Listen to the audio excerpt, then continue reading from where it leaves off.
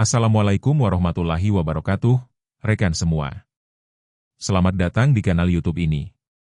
Hari ini, kita akan membedah sebuah paradigma penting, yaitu bagaimana nilai-nilai syariah bukan sekadar menjadi label, melainkan menjadi fondasi arsitektur kesehatan modern.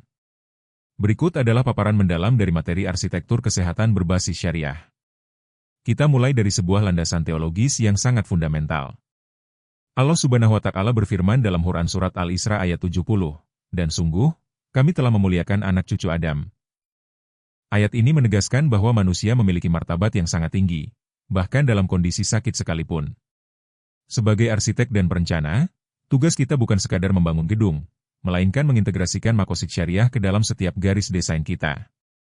Kita ingin menciptakan healing environment di era modern yang tidak hanya fokus pada kesembuhan raga, tetapi juga menjaga kehormatan manusia sebagai ciptaan Allah Ta'ala yang paling mulia. Inilah titik berangkat kita, yaitu arsitektur sebagai pelayan martabat manusia. Selanjutnya, bagaimana kita membedakan pendekatan konvensional dengan pendekatan yang berpusat pada nilai Islam ini? Mari kita lihat perbandingannya. Seringkali, rumah sakit modern terjebak dalam pendekatan reduksionis, yaitu di mana fokus utamanya hanya pada kecanggihan alat medis dan efisiensi klinis yang kaku, sehingga pasien sering dipandang sebagai objek teknis observasi semata. Namun, dalam pendekatan Islam yang kita usung, rumah sakit adalah sebuah sanktuari.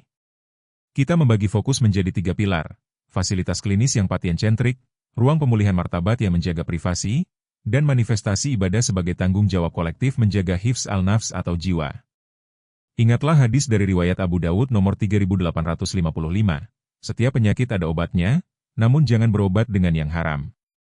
Haram di sini juga bisa berarti mengabaikan adab dan martabat pasien dalam proses penyembuhan. Selanjutnya, bicara soal martabat, mari kita bedah bagaimana desain interior secara spesifik merespons kebutuhan privasi tubuh. Masalah klasik di rumah sakit konvensional adalah tata ruang yang mengekspos tubuh rentan pasien ke koridor publik saat pemindahan, yang jelas mengabaikan aspek perlindungan adab. Allah Ta'ala mengingatkan dalam Quran Surat Al-Baqarah ayat 195, "Dan janganlah kamu menjatuhkan dirimu sendiri ke dalam kebinasaan." Kebinasaan di sini termasuk hancurnya mental pasien karena rasa malu yang hilang. Solusi arsitektural kita adalah menciptakan sirkulasi tertutup untuk rute pasien, penggunaan partisi akustik bermutu tinggi, dan pengendalian siklines yang ketat. Garis pandang dari koridor ke ruang tindakan harus kita tutup secara absolut demi menjaga kemuliaan mereka. Selanjutnya, privasi ini semakin krusial ketika kita masuk ke zona-zona yang lebih sensitif secara personal.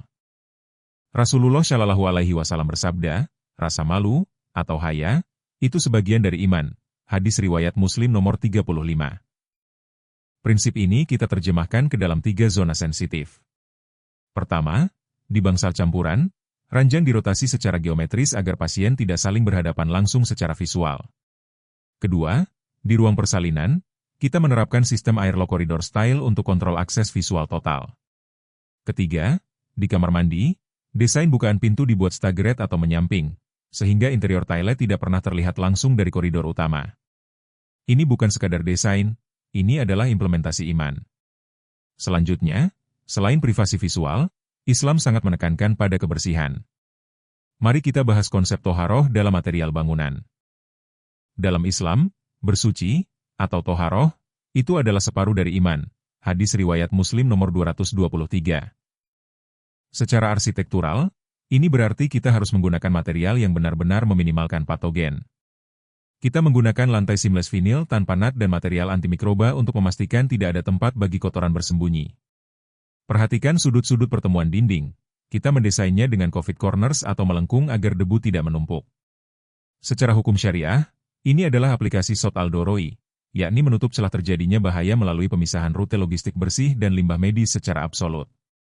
Selanjutnya, kebersihan yang terjaga akan mendukung keselamatan jiwa, terutama dalam situasi kritis yang memerlukan respons cepat. Islam sangat menghargai nyawa manusia. Quran Surat Al-Maidah ayat 32 menyatakan bahwa memelihara satu kehidupan seakan-akan memelihara kehidupan seluruh umat manusia. Oleh karena itu, efisiensi alur kritis di IGD dan ruang operasi harus dirancang dengan zero friction circulation, tanpa tikungan yang membingungkan demi menjaga hifz al-nafs, atau jiwa pasien. Selain itu, kita menerapkan inklusi spasial, atau ihsan, melalui desain yang ramah lansia dan difabel, seperti RAM bergradien landai dan sistem Wi-Fi dinding yang intuitif tanpa harus banyak bergantung pada teks, terutama di saat panik. Selanjutnya, setelah aspek teknis terpenuhi, kita tidak boleh melupakan jantung spiritual dari bangunan ini.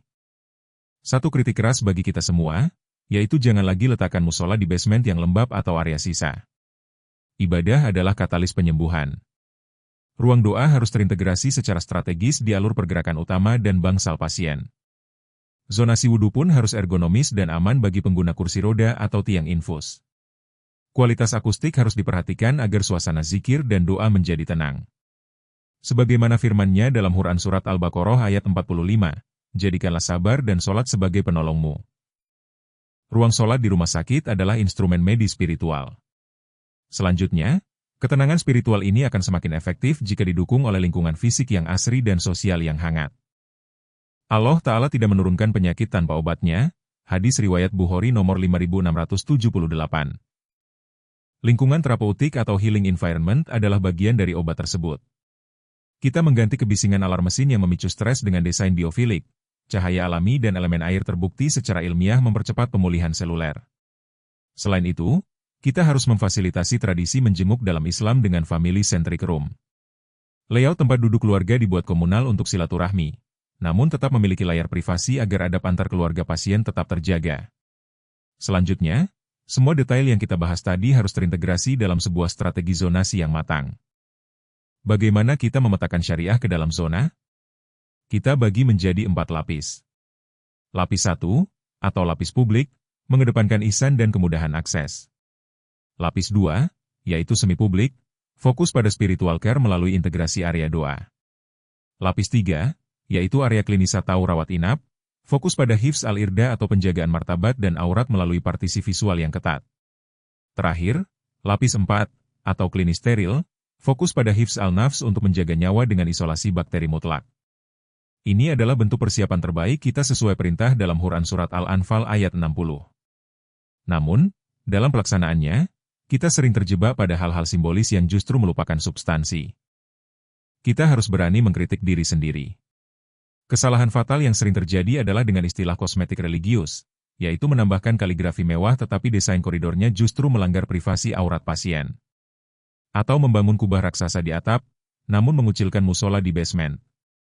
Ingat, Allah Ta'ala mencintai orang yang bekerja dengan itkon atau profesional dengan mutu terbaik, hadis riwayat Tobroni dan Baihaqi. Kejujuran fungsi, kemaslahatan, dan ada peruang jauh lebih mencerminkan nilai Islam daripada sekadar dekorasi fasad arsitektur. Selanjutnya, sebagai penutup, mari kita satukan visi untuk masa depan arsitektur kesehatan kita. Rekan-rekan sekalian, rumah sakit Islam sejati adalah bangunan yang patuh syariah secara substantif. Ia harus aman, bersih, beradab, inklusif, dan efektif menyembuhkan. Kesempurnaan fungsional ini adalah wujud nyata dari Maqasid al-Syariah. Di titik ini, setiap garis, ruang, dan material yang kita pilih tidak lagi sekadar benda mati, melainkan menjadi ibadah kolektif kita untuk menjaga kemuliaan hidup manusia. Mari kita berkolaborasi, sebagaimana pesan dalam Quran Surat Al-Maidah ayat 2, dan tolong-menolonglah kamu dalam mengerjakan kebajikan dan takwa. Terima kasih atas perhatiannya. Jangan lupa klik subscribe dan bagikan video ini jika bermanfaat. Mari kita bangun peradaban kesehatan yang lebih beradab. Wassalamualaikum warahmatullahi wabarakatuh.